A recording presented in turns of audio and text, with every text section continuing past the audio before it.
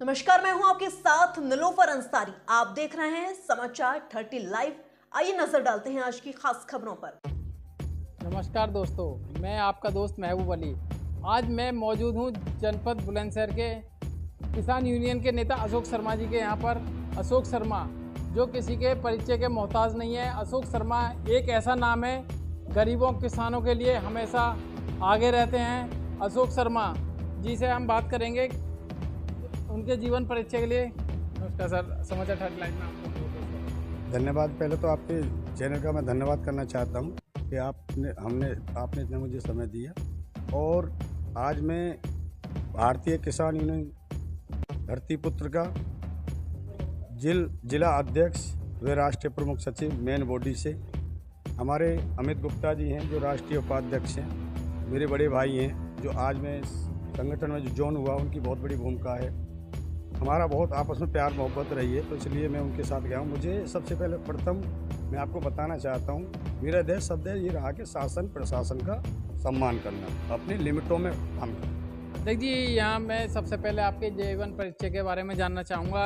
आप कहाँ के रहने वाले हैं और कहाँ से पढ़ाई की है आपने? ऐसा है, मेरा नाम अशोक कुमार शर्मा है। मेरा गांव जो है सलेमपुर थाना लगता है और शिकारपुर तहसील लगती है। गांव मेरा याकूपुर है, पोस्ट दतूरी है। आज मैं वर्तमान में मोहनकुटी, मामा रोड मोहनकुटी, जो कि नगर कोतवाली बुलंदशहर में इस समय रह रहा हूं। तो बच्चों की पढ़ाई वगैरह यहीं से चल रही है, तो यहीं मैंने कार्यालय बना लिया है और यहीं मेरा सामने मकान है। पढ़ाई कहाँ तक की है आपने और किस किस संगठन में रह चुके हैं आप? मैं हाई स्कूल तक कार्य किया। स्थिति गरीबी के चलते मैं ज़्यादा पढ़ाई नहीं कर पाया। पिताजी मेरे एक छोटे से किसान और एक होमगार्ड में रहे हैं, अभी रिटायरमेंट हुए हैं, तो बहुत दयनीय स्थिति थी। तो इसलिए अपने परिवार को देखते हुए मैं प्रेस लाइन का काम सीखा। ऑफसेट प्रिंटिंग मशीन होती हैं जिनसे पेपर प्रिंट किया जाता है। तो उससे मैंने, जब हम छोटे थे तो ये लगा लो जो मशीन का मैं मैकेनिक भी हूँ, इंजीनियर भी हूँ, और डीलरशिप लेकर फरीदाबाद से मैंने काम किया कंपनी से। पूरे भारत में जम्मू से लेकर कन्याकुमारी तक मैंने सर्विस दी है, लोगों की मशीन ठीक करने का और फिर ऑर्डर लेने का। तो ये मेरा जीवन परिचय यही रहा कि मतलब मैंने पूरे हिंदुस्तान को देखा है। काफ़ी तरह की मैं भाषा भी जानता हूँ, तो इसलिए बस इसलिए लग गया। राजनीति का मेरा कोई मामला नहीं था, परंतु मैं आपको ये चीज़ और बता दूँ, जो आदमी इस दुनिया में नहीं है, सदैव उनकी यादें मेरे दिल में रहेंगी। जो हमारे माननीय स्वर्गीय देवी दयाल जी, जो कि पूर्व IAS, पूर्व भारत सरकार सचिव, जो इटावा के पास उनका गांव मुन्नागंज पड़ता है, वो MP का इलेक्शन लड़ने के लिए यहाँ आए थे। तो मुझे कोई मिलने नहीं देता था उनसे। तो जब वो होटल में बाहर बैठते थे, क्योंकि मैं छोटा था, कोई मुझ पर विश्वास नहीं करता था, तो कांग्रेस से इलेक्शन लड़े थे वो। तो मैंने कि मुझे मिलना है। तो बड़े बड़े लोग होते हैं ना, छोटे आदमी को समझते नहीं है। तो मैंने उनका प्रोग्राम अपने गाँव याकूपुर में करवाया था। बहुत तगड़ा प्रोग्राम हुआ था, जो कि मैं स्टेज पर भी नहीं बैठा था। जो मेरे चौधरी लोग हैं, हर बरादरी के लोगों ने, वो मैंने सौंप दिया कि मैंने कि आप ही करो जैसे करना। तो मैं तो बस कुर्सी बिछाता रहा और उनका प्रोग्राम हुआ। गांव में सबसे ज़्यादा वोट मिली थी। तो आपसे मैं कहना चाहता हूं कि ये जीवन परिचय जो मेरा रहा है बहुत दयनीय रहा है।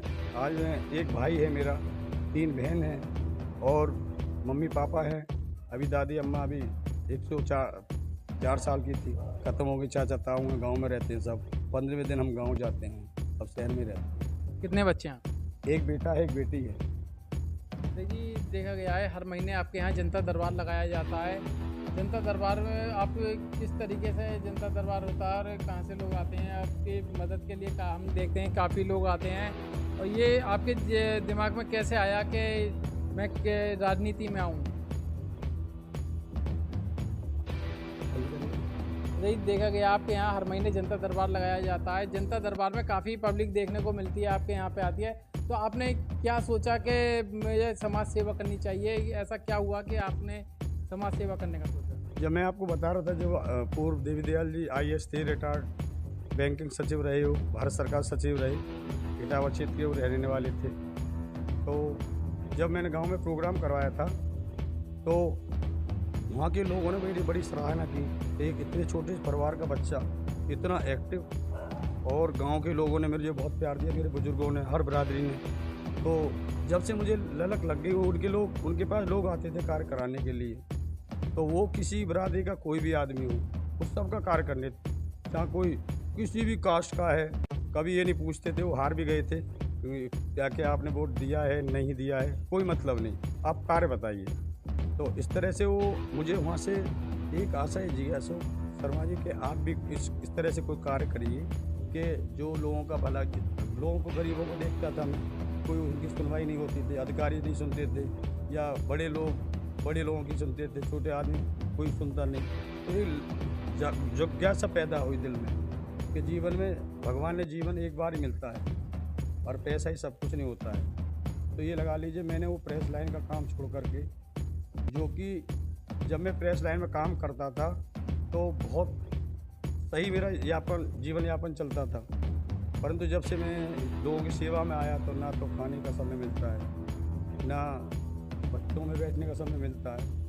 बहन है या हमारे ससुराल के लोग हैं, कभी कभार महीना 2 महीना बात हो जाती है, व्यस्त समय रहता हूँ, हमारे बच्चों से रिश्तेदार बात कर लेते कि भैया पढ़ा रहे सही है, तो इतना समय नहीं मिलता। लोग, अभी मैं सुबह भी आज की बात बता रहा हूँ, एक बिटिया थी, उसके मतलब मैं न्याय दिलाने के लिए 6 बजे आगे मैं उठा भी नहीं था, रात सोया था 3 बजे। तो मैं ये नहीं पूछता हूँ आपका धर्म कौन सा है, सदैव अपने जीवन में मैंने एक बात सीखा है, मैं एक थाली में सबके साथ खाने वाला व्यक्ति हूँ। मैं धर्म के बारे में ये जानता हूँ, मैं अपने बच्चों से भी कहता हूँ, दरवाजे पर कोई भी आदमी आ जाए, भूखा हो प्यासा हो, कभी भी, ये जो आप कार्यालय में जिसमें लाइव कर रहे हैं, ये 200 गज में मेरा कार्यालय है, तो इसमें सब लोगों की रहने की, आने की, जाने की, बैठने की व्यवस्था, सामने अपना मकान है। तो बस ये सब कुछ मैंने छोड़ दिया, प्रेस लाइन का काम, लोगों की सेवा करने के लिए लग गया।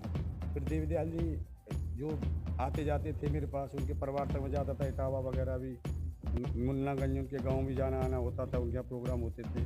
तो सबसे ज़्यादा बिजनेस मेरा जो स्टार्टिंग में हुआ वो आपको बता दूँ, जो इटावा है वो मेरे लिए एक तरह से ऊपर वाले ने मुझे वो जगह ऐसी दी कि सब कुछ मेरा वहीं से चला है। इटावा, इटा, मैनपुरी, औरैया, जीतमल, इस तरह से जो है, सबसे पहले जो स्टार्टिंग करी मशीन बेचने का बल्लभगढ़ से, फैक्ट्री थी हमारी बल्लभगढ़ में मिलने वाली व्यक्ति, तो मैं छोटा सा ही था, मैं इंजीनियर था, मैकेनिक था, तो मैं उनसे कहने लगा आप मशीन का काम स्टार्ट करो, आप पार्ट्स बनाते हो, तो आपको बोले यार बेचेगा कौन। तो मैं दूसरी कंपनी जब काम करता था तो पूरे हिंदुस्तान में मशीन लगाने जाता इंस्टॉलेशन करने के लिए, तो सब लोग मुझे प्यार देते थे। कोई ऐसा आदमी नहीं है जो अशोक शर्मा के नाम से कहे कि वो आदमी बेकार है।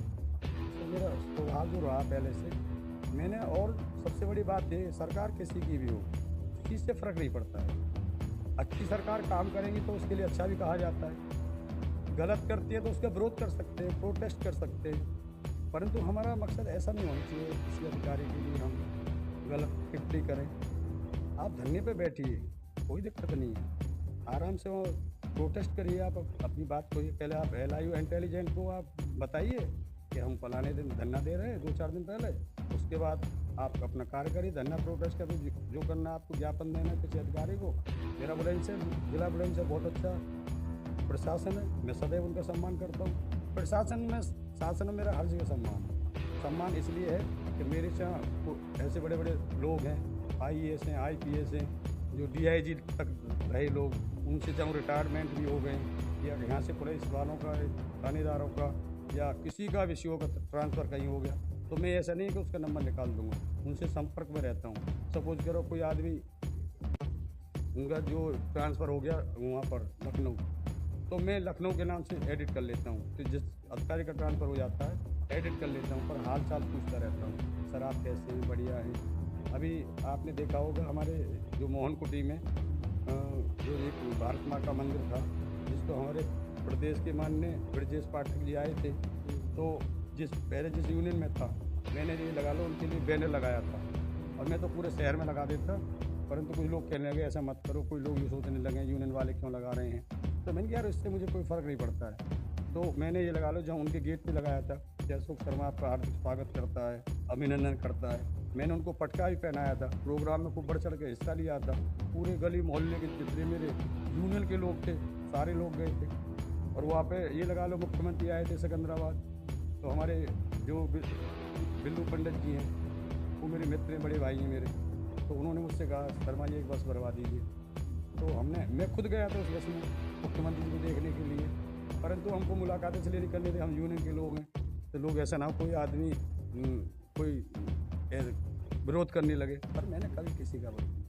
आपके यहाँ पर जनता दरबार लगाया जाता है, कितने टाइम से जनता दरबार लगा? देखिए जी, मेरा कोई समय नहीं है, आप 24 घंटा मेरे यहाँ, ये जो मेरा कार्यालय है, मैं अपने बच्चों में मिल सकता हूँ, सामने मकान है, बस अब तो इतना हो रहा है कि बस खाना खाने के लिए फुर्सत मिल जाए वही वो, बच्चे सो जाते हैं अंदर, घर पे क्यों डिस्टर्ब होते हैं, कोई भी आदमी आता है रात को 1 बजे भी 2 बजे भी कहीं भी दिक्कत फ़ोन बजते रहते हैं, तो उस चीज़ का कोई पता नहीं कब किस पे गो। दरबार मेरे 24 घंटे रहता है, एक स्पेशली नहीं है कि उसी दिन हम रहेंगे। अभी आप देख रहे सुबह मैंने आपको बताया उस बिटिया के लिए हमने मदद की। अधिकारियों से बात करते हैं, अधिकारी हमारे बहुत अच्छे हैं, अगर आप जैसा बोओगे ऐसा काटोगे, अगर आप कहोगे तो आपको भी लोग आप ही कहेंगे। देखिए, पहले भी आप काफ़ी संगठनों में रह चुके हैं, आपने ऐसा किसान यूनियन ही क्यों चुनी? काफ़ी पार्टियाँ भी हैं, पार्टियों में जाना उचित क्यों नहीं समझा, किसान यूनियन में ही क्यों आना? देखो ऐसा है, सरकार आती हैं चली जाती हैं, पार्टी क्या होता है, पार्टी में लोग कम मतलब जनता से कम जुड़ के रहते हैं, जो ज़मीनी कार्य होता है ना वो जनता से कम जुड़ के रहते हैं, तो इसलिए मैं किसी भी पार्टी में नहीं जाना चाहता, ना जाऊंगा मैं, तो इसलिए इसमें किसी की भी सरकार हो और हमें कोई किसी से दिक्कत नहीं, परेशानी नहीं, कहीं भी जाओ कहीं भी रहिए, अपने लोगों का सब वो करना हमें कार्य, गरीबों की, मजदूरों की, किसानों की आवाज़ को उठाना है, सरकार तक पहुंचाना है, यही तो होता है कार्य, और क्या होता है बताइए। आप बात करी जाए मदद की तो आप ना दिन देखते ना रात देखते, जब भी फ़ोन आता है हम भी देखते हैं कि कभी हम जैसे खबर के लिए कहीं भी जाते हैं तो रात में भी दिन में भी दोपहरी देखते, ना गर्मी ना सर्दी ना बरसात, कुछ नहीं देखते, बस फ़ोन आया जहाँ से भी तुरंत चल देते हैं। देखिए आप देख रहे हैं, समय में मेरा गला पड़ा हुआ है, आपको मैं वाइट दे ही रहा हूँ, बस कैसे कैडी जी करके दे रहा हूँ।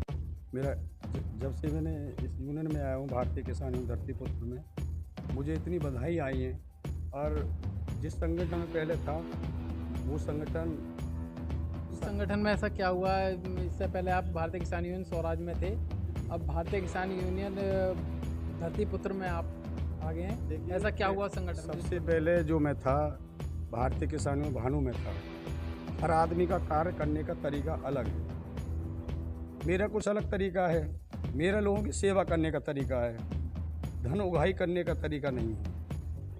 सब लोग, कोई भी आदमी हो, मैं किसी संगठन के लिए नहीं बोल रहा या किसी व्यक्ति विशेष के लिए कुछ नहीं बोल रहा, कौन क्या कर रहा है उससे मुझे कोई मतलब नहीं है। मैं किसी यूनियन में ना हूँ, जब भी मैं लोगों की सेवा करूँगा, जब भी मैं अधिकारियों का, जो भी लोग हैं मुझसे जुड़े हुए हैं पूरे हिंदुस्तान में लोग, मैं तो जब भी सम्मान करूँगा उनका। अकेला आदमी क्या नहीं कर सकता? मैं 25 साल से पूरे भारत में घूमा हुआ व्यक्ति हूँ, 25 साल से 30 साल से मैं संघर्ष कर रहा हूँ, आज मैं 43 साल का हो गया। जब मैं छोटा था, अपने घर जो छोड़ा था मैंने, तो 14 साल का था, मैं हाई स्कूल के पेपर दिए थे, जब अपना घर छोड़ा था इस गरीबी के कारण। तो मैं मशीन का काम सीखने चला गया था, तो मैंने 100 रुपये महीना भी काम किया, साइकिल से जाना, 16 किलोमीटर पैदल चलते थे, दिल्ली 3 साल हेल्पर की थी सादरा। देखिए, अब उस संगठन में ऐसा क्या हुआ स्वराज में जो आपने वो छोड़ा?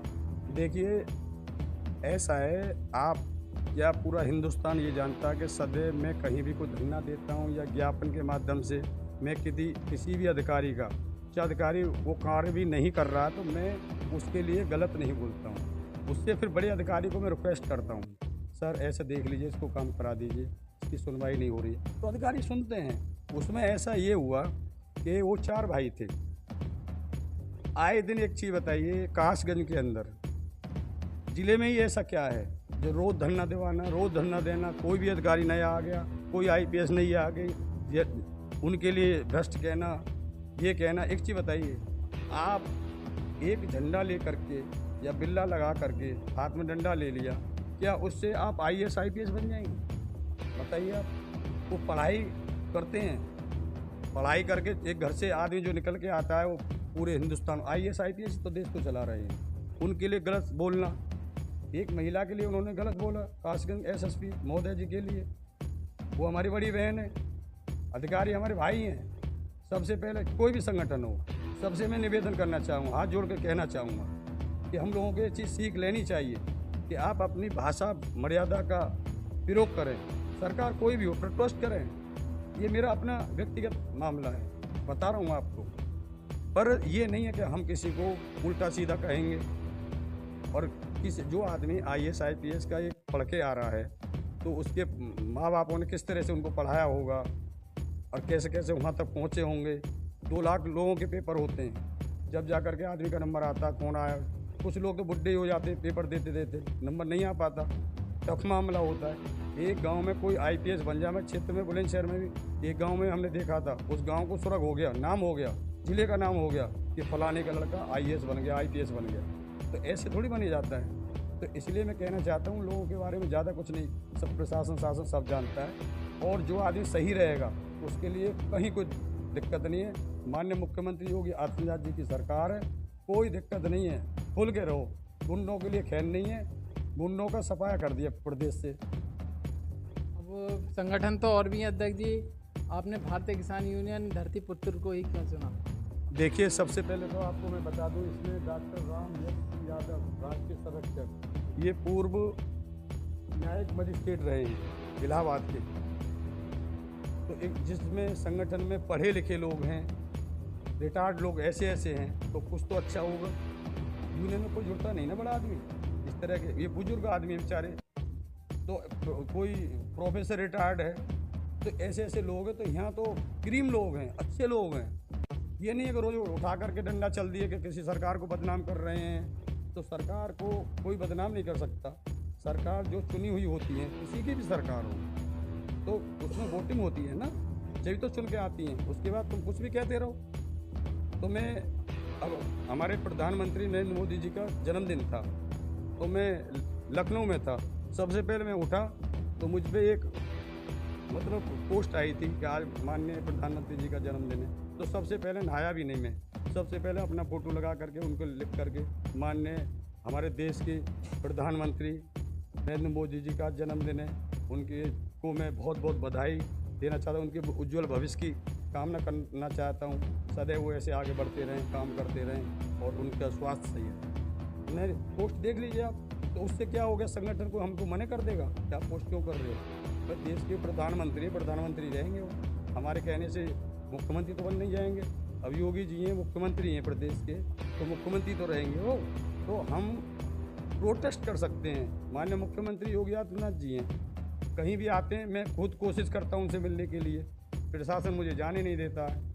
देखिए, अब आप जो है कुछ ही दिन पहले भारतीय किसान यूनियन धरती पुत्र में आए हैं। धरती पुत्र को आगे ले जाने के लिए क्या कार्य करेंगे, किस तरीके से रणनीति बनाई आप?